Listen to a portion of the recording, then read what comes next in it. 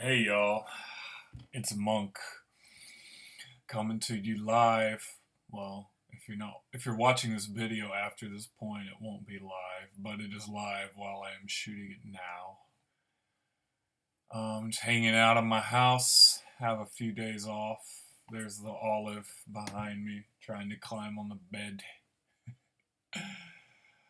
So tackling a few questions. So one I've got is from a few people. So what is all this fitness stuff? Yeah, I do the fitness whatever, but are you training for something specific or is it just something you do? And the answer is it is both. I am training for something specific.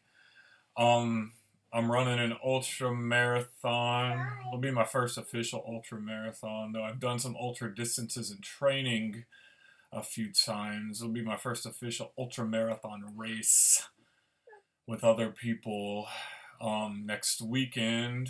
Um, so I'm training for that, but event or no event, I train every day because I like to challenge myself. That challenge is really an exercise in getting to a place where I'm uncomfortable. So if I can get myself in a place where I'm uncomfortable and at a place where there is discomfort physically every day, that prepares my mind. It gets me mentally ready to be when I'm in a new environment, when I uncover a circumstance, whether it be um, at work or with my family. When I encounter those things, my mind's already prepped and ready to take on the discomfort and be aggressive towards the discomfort, not shy away from discomfort. A lot of times in our modern lives today, we have this idea. I think Dean Karnazes was the guy who said it, that we have confused happiness with comfort, and the two are very different. If you're comfortable, you're really not happy. If you're comfortable, a lot of the times you are stagnant, and then you start building these idols, these walls, these excuses for yourself that create stress that isn't diffused and actually starts to mastatize, which becomes cancerous in your body, in your mind, in your emotions, and create all these problems that you don't really realize are having. So I like to engage in that discomfort every day, and physical training is one of the ways to do that. Take on the challenge, go at it head on, and meet it and conquer it. Do it even though it's hard. And then with on the physical aspect, you'll have those days where you don't encounter any discomfort, and it's just like a high, and that's a reward for getting up and getting after it every day and going and doing it. So to answer that question, yes, I am training for something specific, but two, I train every day anyway. I give myself a rest day when I need it, but I've been training for so long I don't really need a ton of rest days or recovery time because my body's just adapted to that active lifestyle. But I train every day because you get the residual benefits of being in great shape, feeling strong physically, but it's more about the mental game for me. And I think anyone who takes on this training will find that it becomes more and more and more about the mental game the more you do it. So that's what I would say about that question. Another question I got is, why do I get up so early? I don't do it every day, but usually 5 or 6 days a week. I get up about 4 in the morning, sometimes earlier than that. In this phase of the training I've been doing, on days where I have meetings after work and I'm not able to get in the mileage or the duration that I need to, I've been getting up at 3:15, 3:30 a couple times a week because if I have meetings after work, and that's the only time I can get that mileage or that duration and I need to for my training goals. But the reason I get up so early, again, it's one, the mental challenge. Two, there is nothing like getting up and getting after something to just start your day off. Say, I'm going to own this part of my day, and this is the best way for me to get up and say, I'm owning this part of my day. If I can get up and conquer this thing, get up and get after this thing, get up and get a good writing session in, get up and read something I'm not going to have time to read throughout my work day because, I don't get paid to read and write like I like to. I don't get paid to exercise. I'm an educator. I get paid to educate people, but I do not get paid to do these other things that I love and these other things that make me better and actually make me better at my job and better husband and better father.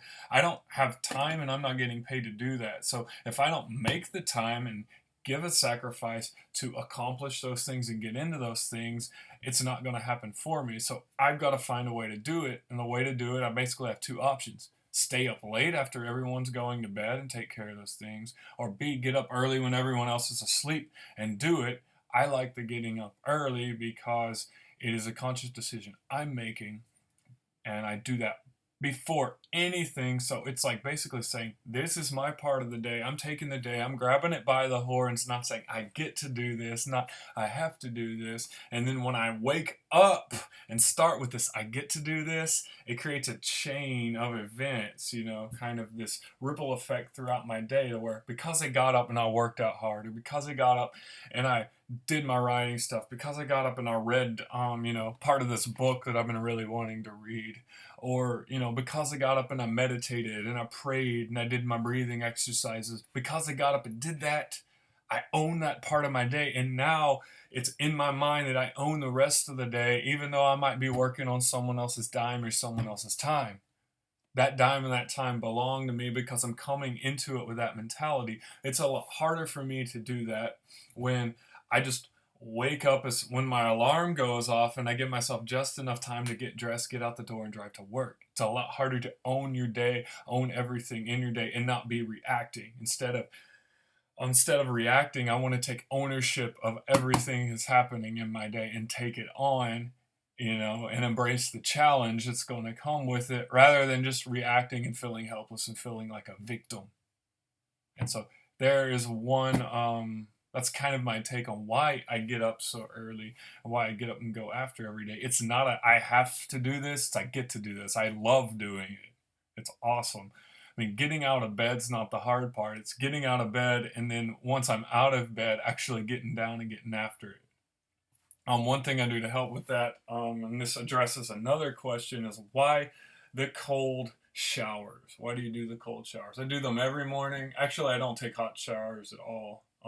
For years, I used to do a hot shower and then I'd follow it with cold after I did the heat. But the last about 8 months or so, I just stopped taking hot showers altogether.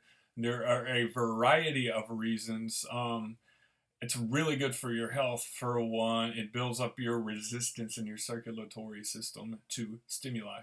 So meaning it makes your circulatory system more efficient at reading and sensing stimuli in your environment, and then setting your equilibrium with the rest of your system at where it needs to be.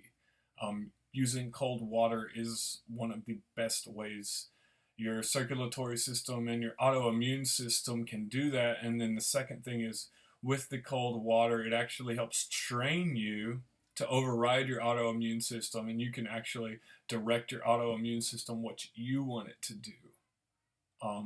And that's a couple of the reasons. Other good health effects, for cold showers, it helps produce more testosterone if you're a male. It helps regulate your cortisol and adrenaline levels. So basically, your body, when you get stressed, will produce an autoimmune response, which will produce stress hormones. Well, doing the cold showers actually helps you get to a point to where your body releases less stress hormones, so you're just less stressed all the time.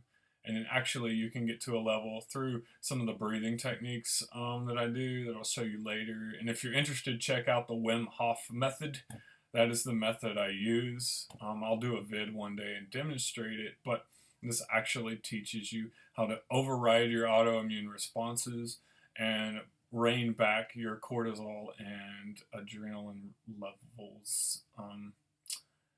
So that's a little bit about the cold shower. The other thing is it puts you in a place of automatic discomfort. So I guarantee you, when you wake up in the morning, if you just hop in a cold shower for 30 seconds, you will not feel groggy. You will not feel like, oh, I can't take on the day. Your senses are going to be immediately alert. And so there's a very practical thing with why I do this, especially in the morning. I hop in, I do that, I'm awake, I'm alert, and I'm ready to get done what I got to get done. So again, it's as much about the physical health side of it as it is about the mental training it does. It gets you to it prepares you, it kind of preps your brain to get ready to take on whatever challenge or discomforting thing you're going to have to encounter that day and conquer it and not be at the mercy of your circumstances or your environment. So that's a little bit addressing those questions. And I'll see you guys around next time. Feel free to share this. Anyone you think will be blessed by it. Love you guys. So again, just get out there, keep improving, be thankful for everything that comes your way because you're creating what's coming your way. Love you guys. I'll talk to you next time. Peace.